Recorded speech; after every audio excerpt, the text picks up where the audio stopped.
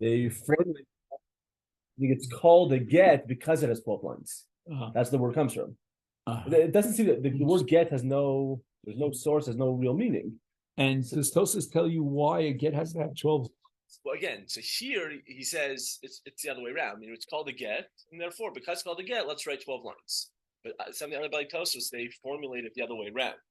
Right. So that it had 12 for whatever reason, whatever the reason that they needed 12 lines, and therefore let's make up some word, gimel tet, and they could have called it zeh, I don't know, paz, vav, any other combination to get to 12.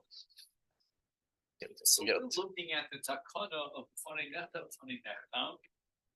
and let's just review the basics, right? The Mishnah says at the beginning of Masechet Gittin, so this is like an introduction to Masechet Gittin, that if a shliach brings a get from Chutz La'aretz, from Medina Sayyam, and by the way, the choice of the phrase Medina Sayyam instead of Chutz La'aretz is a very interesting question. I don't want to get off on a tangent, but basically, when you look at the Yam, then there are no cities to the west of the Yam, so that you don't have this whole issue about, what's called Ayoros HaSmuchos Eretz Yisrael, where they have this, right, the three-way Machlokas Tanoim, whether or not they have the status of Eretz Yisrael or not. So by using the term Medina Sayyam, the Mishnah is already indicating the Shita of the Tanakama that if theoretically you had Ayoros HaSmuchos, it could be you would not require Fanei Nefta and Fanei Nefta. But anyway, that's a discussion unto itself. Now, the Mishnah says that if you bring a get within Eretz Yisrael, then you don't need the Fanei Neftav. And that's because in Eretz Yisrael, according to Rabbah, they're Bekim B'Lishma, and according to Rabbah, it's because Shayoros Mitzuyos, and it'll be a cinch to be Makayim the get. Now, under what circumstances do we need to be Makayim the get? So if you take a look at the sugya, it seems like in Yeshalov Orin. What is Orin? Orin could be one of two things. And that's what we're going to discuss here on page Tess in the name of the Brisker Row. Orin could mean that the Baal says that the whole story is a bluff. He never commissioned two witnesses to sign on the get. That's called Misuya, for Tainus Misuya. On the other hand, the word Orin might mean and the fundamental difference between these two claims or orin is the following. In the case of Mizuyov, the Tainus Mizuyov, what you're doing is you're undermining the entire shtak, which means that if the witnesses never signed the shtar, obviously it's not a valid document. It was a counterfeit. And that halacha applies not just to a get, but to any shtar. So that's called a universal halacha in shtaros. And the Tainus Bezuyov, when you claim that the signatures were counterfeited, that's a claim that's going to undermine and disqualify any shtar whatsoever. However, the other orid, which is possible, meaning that the get was not written l'shma, that comes under the category of what we call a din misuyo. That's halacha in get. No other shtar has to be written l'shma. So, for example, if I find in the rubbish a document that says that somebody with my name, right, purchased a piece of property from someone with the name of someone from whom I want to purchase a property, so it happens to be coincidentally the right name, so the mocher lokea. In such a case, I can use the shtar, say to myself, the price that I have to pay, what's called Safra Dedaini, but I have to pay the sofer for writing the shtar. Of course, there's no requirement in Lishma. But with regard to get, there's a Yinuk Halacha, when the Torah says, because of law, the Gemara later on in Masechet Gittin is going to derive from the word law, Lishma, that the get has to be written specifically for the purpose of this Baal and that Isha. And if there's another couple with the same names, he has the same name as this guy, and she has the same name as this woman, you cannot use that get. So that would mean that if you require lishma in the writing of the get, that if you find a get in the ashma, you cannot use that get, even though it has the identical names that you need for this gersh. Correct? So that's called a tainas lishma. And a tainas lishma, when you or Ma'or on the get, you said the get was written Shalom Lishma. That means that you are disqualifying the get Hilchas Gerish because of the specific halacha in get that does not apply to other stuff. Now let's keep in mind that it's a bit odd for the Baal to come forward and claim that the get was not written with Shema. Like, what does that mean? He commissioned the Sofer to write a get. The get was signed by the two witnesses that he asked to sign on the get. He's not claiming that the get was a counterfeit, but rather he's admitting that the get was written and signed Kedasu, but he's saying it was Shalom Lishma. And here there are two possibilities. One possibility, as we'll soon see inside, I'm just giving you like an introduction, isolated, outside, is to say that he's claiming that the Sofer was not enough of a scholar to know the laws of Lishma. So it means that the Sofer did not write Lishma. The other possibility is that he may claim that he himself made a mistake. He found a get in the rubbish, and it had his name and her name, he and his wife's name, and he decided to get two witnesses to sign on the get. And this get was not written with Shema. But in either case, the Baal is coming with an irur. He's coming with a claim that the get is disqualified, not midin shtar, not as a universal disclaimer that disqualifies any document, because Lishma only applies to what? To a get. That requirement is unique to the Kosov law. And therefore, he wants to be ma'orer on the get as a get. Okay, so again, just to summarize, we need the shliach who's bringing the get to establish, according to Rabbah, that the get was written lishma. And then we're going to have to figure out exactly how the shliach knows that the get was written lishma. Did he hear the sofer declare, "Oh, I'm writing it for this husband and for that wife," or is it enough that he saw the Tivui Baal? He was there when the Baal appointed and commissioned the sofer. Does he have to be there when the sofer writes the first line of the get, the entire get? All this, these are outstanding issues in the testimony according to Rabbah of the shliach that the get was in fact written with. Rav, on the other hand, is working with a different set of premises. What are we worried about according to Rav? Why did the Chacham make this takana? And the answer is because ain't sheyas mitzios, and we need aided to be makayim the get. So now the get is coming from Chutz La'aretz, and transportation and movement of population is very limited, and therefore we're afraid that if the Baal comes and he's ma'ar on the get, she is stuck with the responsibility, the burden of proof, to establish that this get was signed by these two witnesses. And that means she needs kiyum get. So she'll either have to bring in the two witnesses who are out there in Kiziv, let's say, out there in Chutz La'aretz, or she's going to have to find two witnesses that recognize and identify the signatures of these two witnesses who signed the get in Kiziv, in Chutz La'aretz. And that's going to be very difficult because ain't shayaros mitzuyos.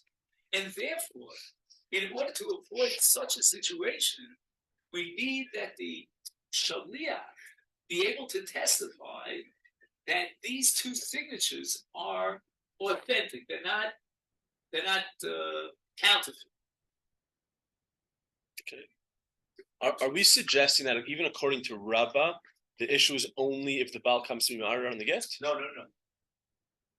Oh, wait a second. I thought you were going to ask a different question. That depends. So wait, let me answer my question, and then we'll get to your question. Okay. My question would be, are we saying that according to Rabbah, there's no problem with kiyum? And the answer is no. The Gemara says that. Even Rabbah, the Gemara establishes, is worried about kiyum. Obviously. Rabbah adds another element to the equation, and that's lishma. Now, we have a different question, which Daniel is raising. What happens, Vayada, that there's no irur on the get? So the answer is we're always afraid that there might be an irur somewhere down the line.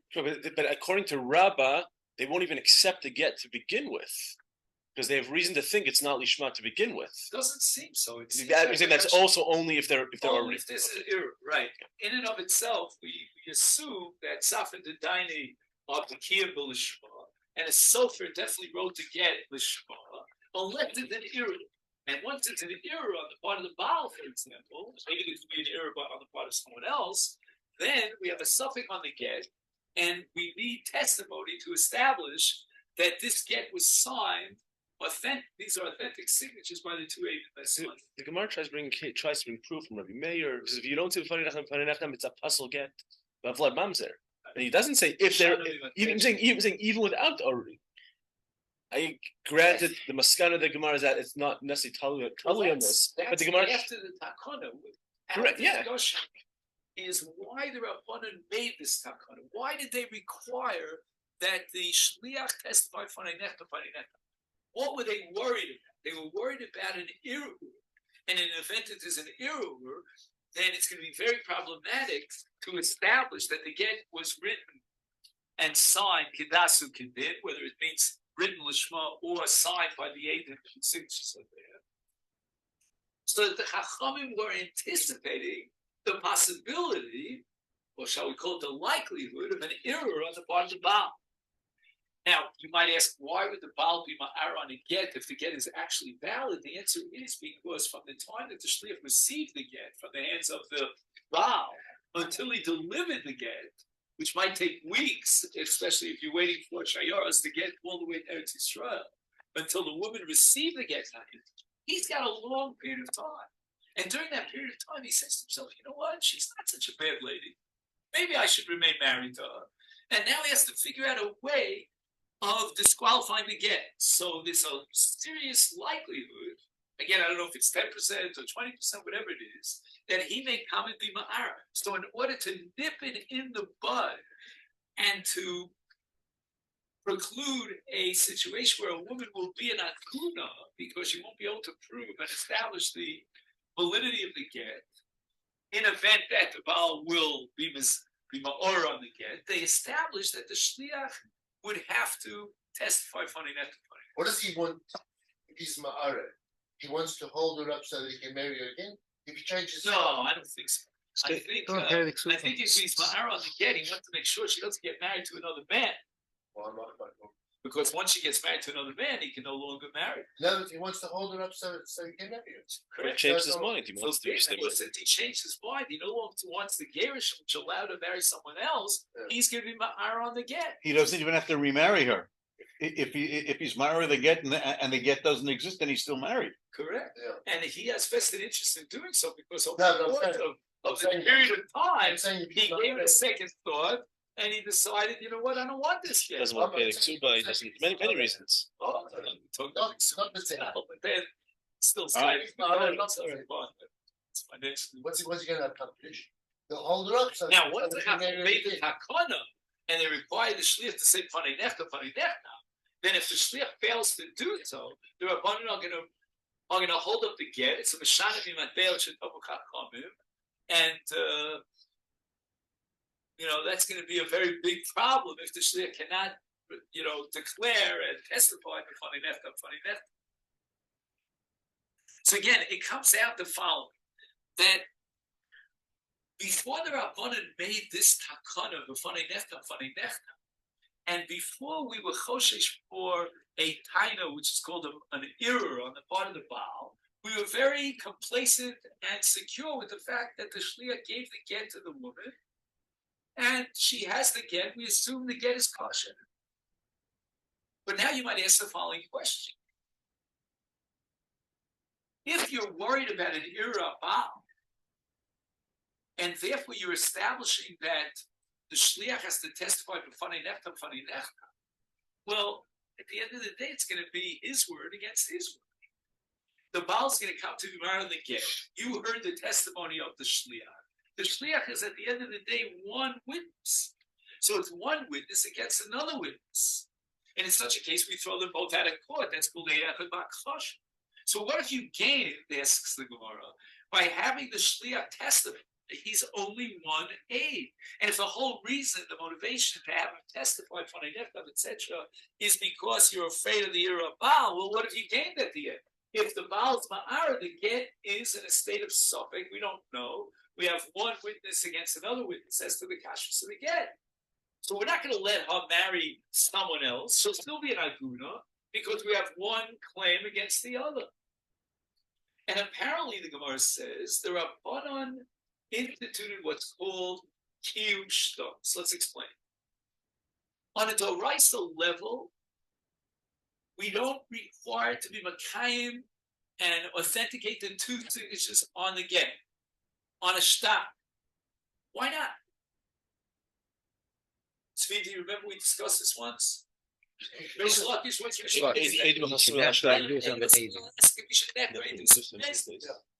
Adam signed the shtar, we don't even know if they signed the shtar. The existence of the star. Maybe it's a bluff, maybe it's a counterfeit. Maybe everybody got their name. And the Torah says we're going to rely on that shtar. So that if let's say I'm a local, right? I purchased a piece of cargo, so I claim, and I have a shtar to that effect. The Torah says I could prove and establish, as if I had two Adam, that your piece of cargo belongs to me because you stole it. How do I prove that you sold it? Because I have a shtar. And the Torah says that's fine. And Rish Lakish says, Kenefra. It's as if the two Adam on the shtar were in front of us in Bezdin, and we interrogated them, and they survived all the interrogations, all the Hakiras and the Trishas and the Thikas. There was no contradiction. There was no Hakhacha. Everything is kosher in the ocean. Easy way to get out of all that. Just sign a piece of paper and run away. It's really great. Mm-hmm. Why not just, just counterfeit, counterfeit a shtar, and according to Torah law, you can get away with the whole world. And that's the principle of Kenefra. As a result, we're not going to worry about any claims on the shtar. You can't claim against the shtar. The shtar is totally protected against any claim that'll come in its direction. So, for example, the Malva produced a shtar against the loaf. So the loaf says, Parati already paid you up. Well, guess what? The shtar doesn't say that he paid up or he didn't pay up. But that's called Kenefra. And the Kenefra gives the Malva a certain power that he can claim and the Motzi Mamon Michas Kaso as if there were two Adam alive and well testifying in a Bezdin on his behalf. And therefore, all the Urim of the Ma'arim are Batal Umevutal according to the Torah law. Not 280. 280 would come when you 280 versus 280. Oh, so that's going to be the Kasha nation. But before we get to that Kasha, let's ask the following question. So, what was the Takon of Kiyum Shtos? The Chachamim realized that Ziyuf was becoming more popular, more commonplace. And even though the Torah is not worried about Ziyuf, and the Torah says that Kenefra, the Adam, are as if they were interrogated in Bezdin, the Rabbanan are going to suspend that. The Rabbanan are going to say, you know what? We are concerned with Ziyuf. And in order to calm us down, and in order for the Malvin to establish that his shtar is a valid shtar, we're going to require what? 2 witnesses. Again, in one of three directions. Either the 2 witnesses whose names appear on the get will come and testify on the shtar, or 2 other witnesses that could be tested. Well, you'll need 2 sets of, or 1 set that could, 2 witnesses on each signature, or a shtar sheyotzel of henpeg, a shtar that has already a kiyum with a henpeg, a chasima of the 3 dayanim of the Bezdin, and we compare the signatures, and that's called kiyum shtaros. So now, once the Rabbanan made this takana of kiyum shtaros, they are now suspending the Kenefra, which validates the shtar, because we're worried about the possibility of Ziyuf. And in order to calm us down and convince us that there was no Ziyuf, we need the testimony of 2 Adam. Well, is that really so? Now Mishnah says that all you need is the testimony of 1 aid. So the Rishonim explained that 1 aid is a shliach, and the halacha is heim amru behemam, the same Rabbanan who decided that we need kiyum shtaros, the same Rabbanan who can accept the error to create a suffix and cast it down about the kashus, the shtar, these are the same Rabbanan who elevated the shliach to the status of two Eidim. And therefore, when the shliach testifies, what do we have? We have a kiyum shtar. Now the Baal comes and he's ma'ar on the shtar. Well, guess what? You can't be ma'ar on the shtar because the kiyum shtar, once it exists, now gives us back the original shtar as it was according to the Torah law before the takon of kiyum shtaros, and that means that the shtar is now impervious to any claim and any error against the about the kashas. That what the Gemara says, meaning that I thought we had him saying that he's made up daik lo atila ruei nafshe. In other words, the aid, the shaliach, is he functioning like two aidim? Is that the rabbanon? Correct. Sounds like he's almost like mishumi guno to rabbanon. And the Gemara says that even Rambam ultimately agrees to Rav. You need kiyum again. Now, if you don't have kiyum again, then it's going to be one word against the other. It's going to be chad kineged chad. You'll have akrasha menecha kineged enecha. We have another example where we rely on one aid for mishumi guna, and it's not functioning like two aidim. Right? In other words, we allow one aid by edus isha because she's being made up diet. So I thought that's what happens here. Of ula. What's the principle of ula? Called makom shaminin torah le'echa reikan shnayim. So why is it that daiku mitzvah allows the aid to be elevated to the status of two aidim? So when the aid testifies that I saw the dead body of your husband, even though he we accept that aid as if there were two aidim. And if somebody now comes in and contradicts that aid, it's going to be chad kineged shred. Why? Because we're going to rely on the testimony of the one aid. Now, the Gemara says, well, why do you rely on the testimony of one aid? And the answer is Isha Daiku Mitzvah. Right. But the Isha Daiku Mitzvah is only going to reflect on to this, right, impact on the status of the aid. You follow? It doesn't become... I thought it was one aid, but there are other secondary. Based on Daiku Mitzvah. Daiku Mitzvah is an Umtana, it's a Chazaka, it's a Rove. You can't be Mater Ish with anything less than two aidim. But with Rabbanan with Masechet is that since you have Daiku Mitzvah, therefore when one aid testifies on Visas Abal, it's the same as two aidim. He's considered like two. Is now when somebody comes in to contradict that aid, it says, well, I saw the Baal and he's still alive somewhere at the, at the ends of the world. It's chad kineged. And the same thing applies here. That if you're going to tell me, well, you know what, we don't believe that there was zeal. Most people would not be Mara Nafshayu for zeal. Let's say, for example, if you would create a star and that doesn't exist, and just get you and your buddy, to sign on the star, the whole thing is a bluff. You would be putting yourself into tremendous vulnerability. Why? Because if they catch you on this and they find out later that these two signatories never actually signed the star, then they're going to put you into jail. Right? They're going to incarcerate you and beat you and you'll lose your status and reputation. That's called Uber Lomari Nafshayu. But at the end of the day, is that enough to be Maksher and get and to be Mater Nation speech? Okay, I'm just giving it as an example. Anyway, they'll punish him, they'll beat him up, they'll tar him, whatever you like. Yaakov, you choose the punishment that the Africans like to use, whatever it is. You follow my point? That's what they're going to do. It's going to be very uncommon. Elephant step. The best it's enough to be Michael siege. Again, that's a raya, and that's a robe, and it's a kasaka. Most people would not expose themselves to such a danger. But what they're going to require kiyum shtaros, then they're saying that a person has the chutzpah to be maranaf shayu, to expose himself to that vulnerability, and he might be the zayef the shtar. So how do you be Mater Nation siege without kiyum? And the answer is that we have kiyum. How do we have kiyum? Through the shliach. The shliach could be makayim the get. If the shliach could be makayim the get, that means he's considered like two aidim who are makayim the get, and therefore in the Baal's ma'ar, it's his word against two aidim. It's already considered a shtar. Now, if you take a look on the left side, he says the following. V'nispar b'gemara. So what page? I'm sorry. So it's Tet? called page Het Het. on the top, which is Okay. the first page that I sent you.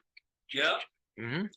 So on the left bottom of page Het, he says that we're afraid of an Ira Baal, and now we have to ask, well, what is the Baal being Ma'areh? Is he saying, see, if the whole thing is a bluff, it never happened, or is he saying that it's Shalom Shema? Now, the fundamental difference is the following. That if the Baal is Ma'ar and he says Ziyuv, well, he's the Baal Ashtar, right? He's the one who creates the Shtar.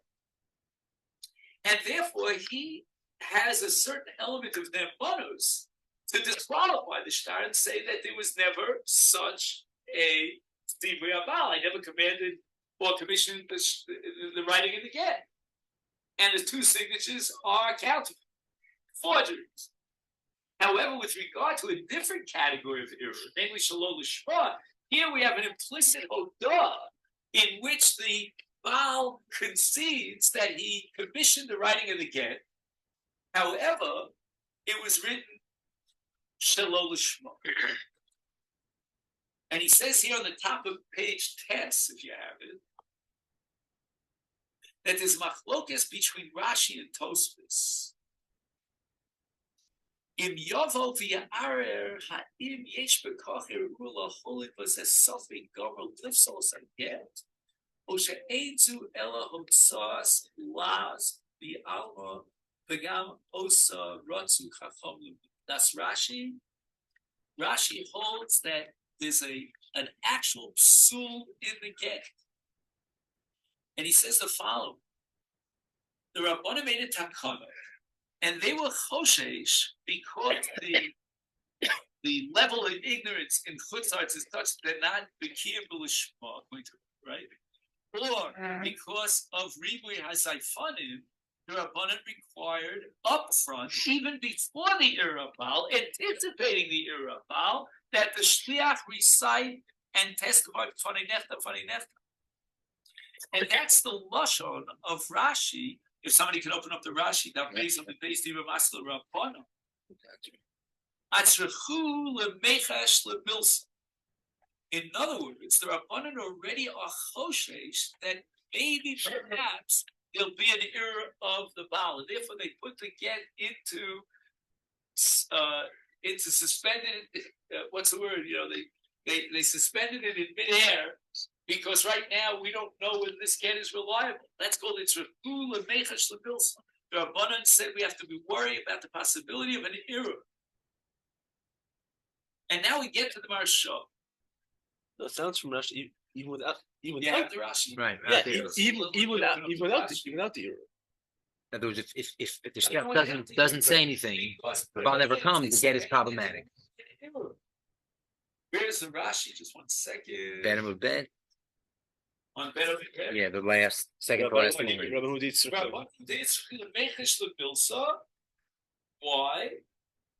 Because they could have it.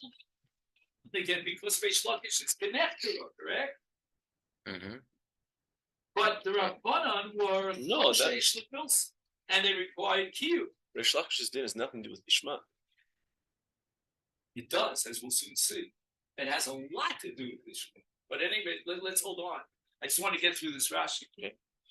So the Rabbanan are going to be Choshesh Lebilsa. What does it mean?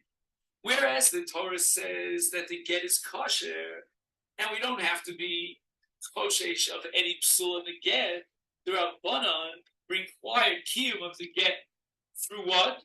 Through the testimony of the Shliach. Why? Because the Rabbanan at Srichel Lemechash Lebilsa, Mishum De'ika De'ishkach Kosev Omer. Kigon, shenichtav l'shem echad mibnei iro, sheshmo kishmo u'shmo kishmo, v'nimlat misgarish. He found the get that was kosim b'yomed, and it was written for a different Reuven and a different Leah.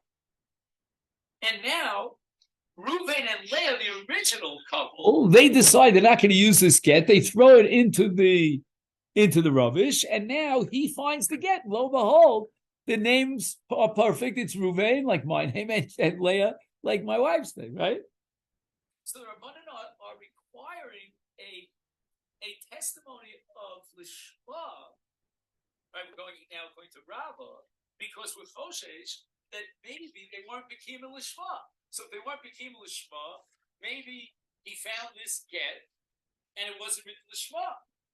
And he's going to use this get in order to divorce his wife. The get is not worth the paper it's written on. So that's what he's writing here, that according to Rashi, we'll see that Tosfos Dibra Masler Rabbanan at the end of Tosfos, actually, at the end of the page, basically goes on to Daf Gimel Amid Aleph. You see what it says Omeri about 9 lines down from the top. The Omeri, the Hadith of Rabbanan Hocha, Hainu Kadesh Lo Ya'ara Bal V'Yomar Shekosvu Kosvo Asofer Kadei L'Slamek.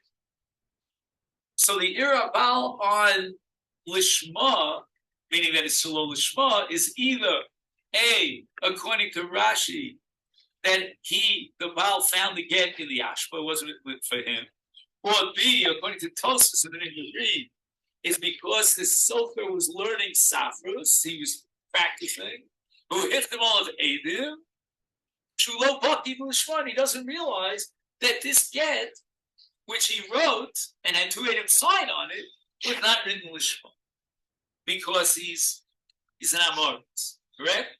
So all this is part of the chashash of the Rabbanan that is going to require is the background to require that a maybe get Medina Hayam,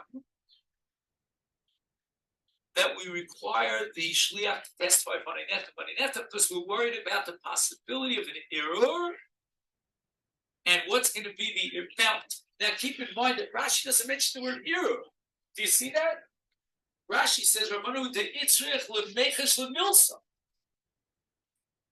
Before the error, you don't need an error for the chashash. Correct. It could be, I don't know, this is going to be the Marsha's business. So let's take a look at the Marsha.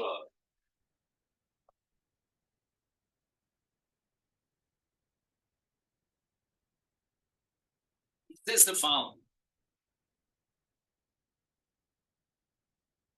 Ir shalol lishma posel saget klomar shebefal tiknu minod bo kiget sheyesh lav safek psul.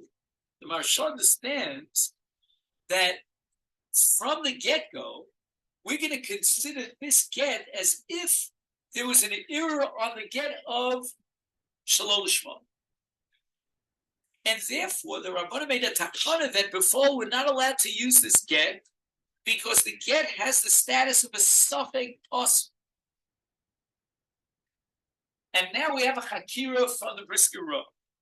Now, as you and I know, to understand the Brisker Rav from his own writing is challenging enough. But how much more so if you're reading it in a quote of the Brisker Rav? This does not appear, to the best of my knowledge, in the Sefer of the Brisker Rav, which was written by himself. So how did you get it from? Talmidim. So these are Talmidim. We have a belt of Torah for the Brisker Rav that's Torah Shvalte. And here's one Is it example. reliable? Well, I say the following. If the Torah is good, take it. If it's not good, then it's not reliable. Anyway, so what does it say here in the Otzer Hayudim quoting the Brisker Rav? Whenever you have a chashash on a star, for example, is it puzzle or not? You can always wonder about the following. There are 2 definitions that are logically plausible. One definition is to say that, okay, the star is fine, it's not so fine. We have a chashash, but the star is a star. The other way is to say it is